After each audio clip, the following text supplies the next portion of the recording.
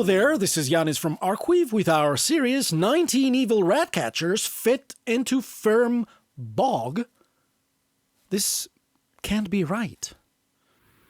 Han? Have you seen my anagramming gun? Oh, there you go. Shoot title with anagramming gun. That's better. Hello there, this is Giannis from Arcweave with our series Interactive Fiction Learning from the Best. Or was it the finest? Doesn't matter.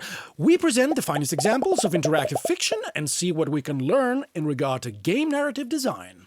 In this episode, we'll talk about Emily Short's Counterfeit Monkey and see how a high-concept gimmick can turn into a good story. Counterfeit Monkey is a parser game written in Inform 7. It was published in 2012 and won that year's ZZ Awards for Best Game, Best Setting, Best Puzzles, Best Individual PC, and Best Implementation. Moreover, it holds the third place in the 2015 Interactive Fiction Top 50 of All Time list, while 4 years later, it climbed all the way up to first place. So there is something very special about this game which has sparked such positive response from so many players. And indeed, a huge part of it has to do with a very catchy concept. The player character can manipulate the game world by manipulating the names of the objects. We mostly get to do this with our letter remover, a fabulous piece of equipment which we can set to the letter P, and then we can turn an apple into a glass of ale. Or we can set it to the letter C and change the chair into some hair. Or we can set it to the letter R and change a Greek into some geek. The letter-removing idea was first introduced in Infocom's 1986 space comedy Leather Goddesses of Phobos, written by Steve Maretsky, where one puzzle was solved with the help of a tea-removing apparatus. Emily Short took the gag and expanded it, not only covering all the alphabet, but also creating a long-form adventure game that is all about word manipulation. But does a catchy idea equal a good story? Counterfeit Monkey is a lot about having fun and doing crazy stuff with the various word manipulation gadgets. But besides featuring a cool puzzle mechanic, Counterfeit Monkey is a great game because it successfully encapsulates the following story design principles. Number 1. A high concept. Counterfeit Monkey has a clear and strong controlling idea that governs both puzzles and story. So yes, it wasn't the first text adventure that used the letter remover, but it was the first text adventure that took the letter remover from being a one-off gag in a game that had nothing to do with word manipulation and turned it into a core concept in a game where everything has to do with word manipulation.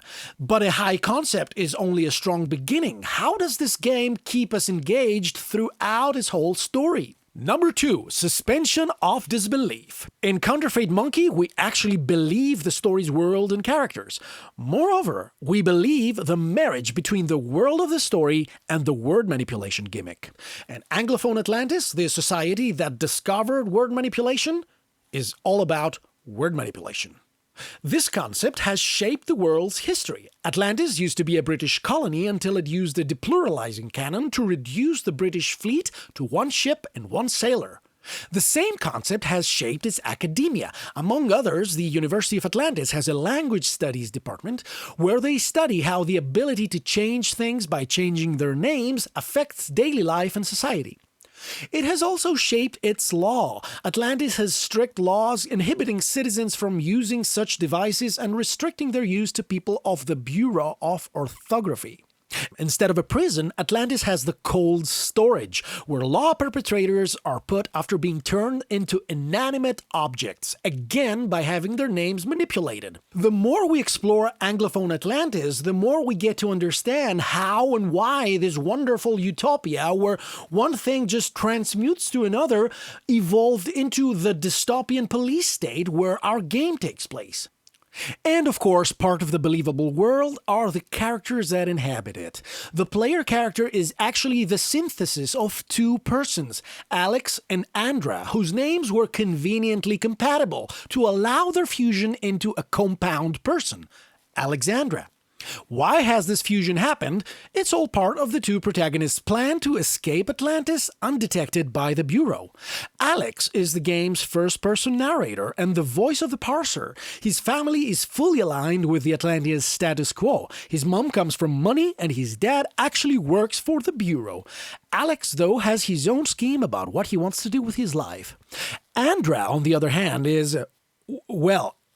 Andra is a smuggler extraordinaire. Half criminal, half ideological revolutionary. She and her team undertake missions, often in Atlantis, to appropriate secret government documents or help people escape its totalitarian regime. This is why we, Alexandra, carry the letter remover. When on a mission in Atlantis, word manipulation is always a necessity. Both protagonists are extremely well shaped. Each has their own strong objective, solid backstory, distinct characterization, and deep and lovely, flawed personality. Moreover, their abnormal synthesis makes a very unusual buddy story, creating lots of conflict and much of the story's humor. The story's locale and its characters are two of the most important ingredients that make this game a masterpiece. Number 3. Consistency. Throughout the whole game, from start to finish, all the puzzles are consistently solved with word manipulation. We remove letters with our letter remover and restore the original word objects using a special gel. We also have a Bureau monocle that spots altered objects, and we find more devices along the way. So, every puzzle solution doesn't involve exactly the same process, but they all share the common denominator of manipulating object names. Number 4. Ascending progression. Ascending progression. Is that even a term? Okay, let me just... That's better. So we start with just our letter remover, which, by the way, cannot create living creatures in abstracts like love, story, freedom, etc. Then we find ways to swap objects for their homonyms, so a screwdriver, the tool, becomes a screwdriver, the drink. Then our letter remover is jailbroken and can now create abstracts. A little later, living creatures.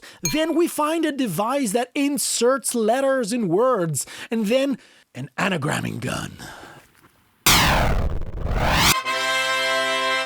So it's not only the story that progresses, but also the puzzle mechanic, which progresses along with it. And this is another important ingredient. Otherwise, a good narrative could have been bogged down by a repetitive puzzle mechanic, no matter how genius. I think there are actually two takeaways here. First, your game may have a high concept, but it takes great storytelling and world-building skills to actually turn that high concept into a great game. Second, if your game has a high concept, it is your duty to exhaust that concept. Make sure you've taken it to the longest extent, just as Emily Short did with Counterfeit Monkey. I think we'll have to wait a while until another game comes to top Counterfeit Monkey in word manipulation puzzles. If ever. So that was Emily Short's Counterfeit Monkey. I surely hope I intrigued you to go and play it. You can find a link for that in this video's description. And when you do, I'm very curious to know what you actually enjoyed about it, so go ahead and post all your comments down below. If you liked this video, please give it a thumbs up, and you can also subscribe to the Arcweave channel because there will be more. And perhaps you want to design your own games, interactive fiction or not, you can use Arcweave to organize your material, turn your ideas into a playable prototype, and even publish it as a choice-based game to share with the world. This is Giannis from Arcweave. Thank you for watching, and let the games begin.